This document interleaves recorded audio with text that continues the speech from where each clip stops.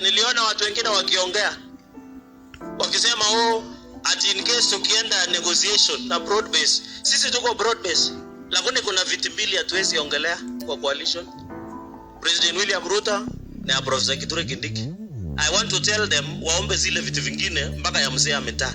Lakini tukienda any negotiation in building a coalition going into the future of 2027 to 2032, the Deputy President of His Excellency Dr. William Ruto is Professor Senator Kithure Abraham Kindiki, kwa sababu ya shukrani yetu kwa kusimama na kijana yetu Rais William Ruto. So I want to tell wenzangu, kama ni wale tuko broad base, kama ni wale wanataka tufanye kazi pamoja, viti yote mbili ya juu ya rais na deputy shaenda.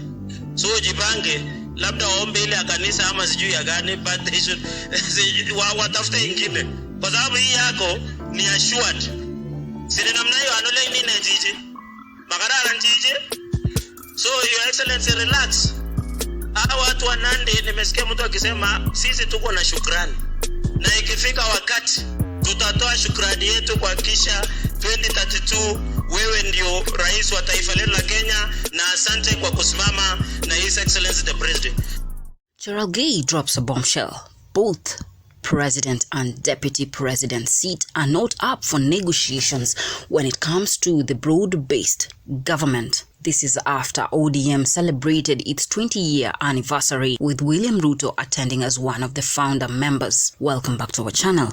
Press the subscribe button for more news bulletins on Royal News, the channel where you get all your trending politics. Now, Cheraegei dropped a bombshell, and I want us to discuss the terms and conditions Cheraegei is setting for the broad-based government. We all know that when Cheraegei is speaking, he's actually communicating on behalf of William Ruto. These are some of his spokesmen. And according to his context, or his message perceived was, the government top seats are nowhere near the room of negotiation. Reason being, the numbers. Let us perceive it that way. But the question is, can Kithure Kindiki manage to deliver Mount Kenyan region? We are only talking of Mount Kenyan East, where Kithure Kindiki comes from, to support William Ruto come 2027 after the major impeachment blunder that Ruto did with impeaching Rigathi Gachagua as the deputy president. Political challenges. What is the importance of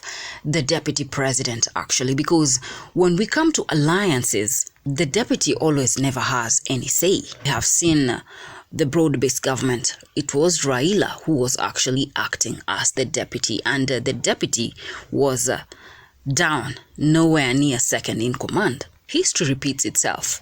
Uhuru Kenyatta did the very same thing with William Ruto. The only importance I see with this seat is actually in relation to succession. In case something happens to the president, then the deputy will take over the seat.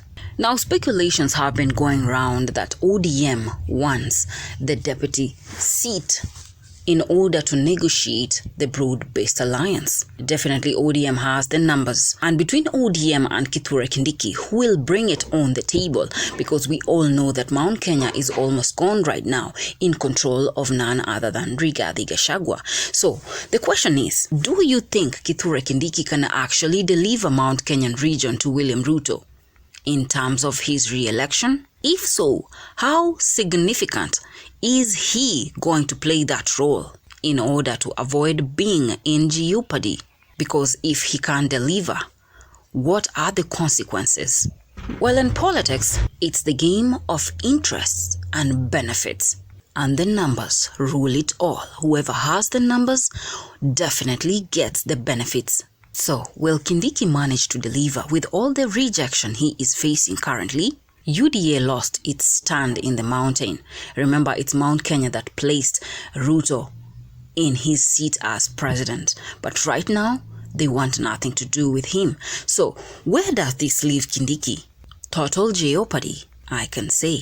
But should Kindiki trust Cheraegei? Cheraegei was also there in defense of Rigathi Gachagua during the impeachment, but he is among the very same people who actually voted Rigathi Gachagua's impeachment. Question marks. Between ODM and Kithure Kindiki, who has the numbers? And if Kithure Kindiki cannot deliver the numbers, where does this leave him? Definitely axing. What was Cheraegei's message? Was he actually telling ODM to get into the broad-based agreements without requesting for those two top seats, the president and the deputy president seat? What do you think ODM will settle for? Cabinet slots without the deputy president seat? How can politics gain momentum? Can Kithure Kindiki remain politically relevant?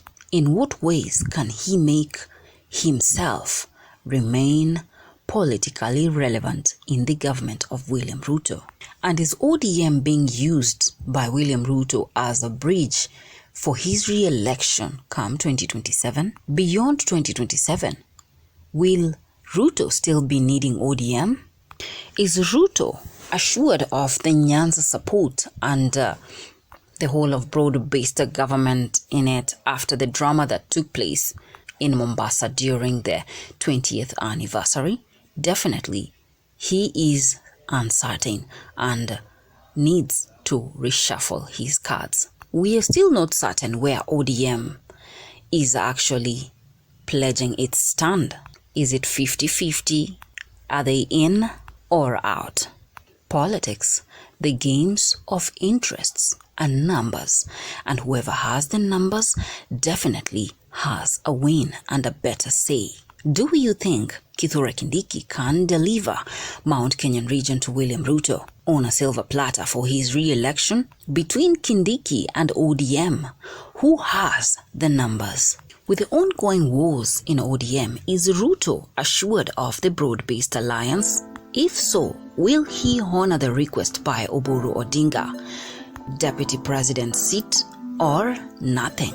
Well, Cheraegei came out to protect and defend the topmost seats, the president and the deputy president seat. William Ruto attended the 20th ODM anniversary in yellow and orange attires, defining the broad-based alliance. Kithure Kindiki hanging in the dark.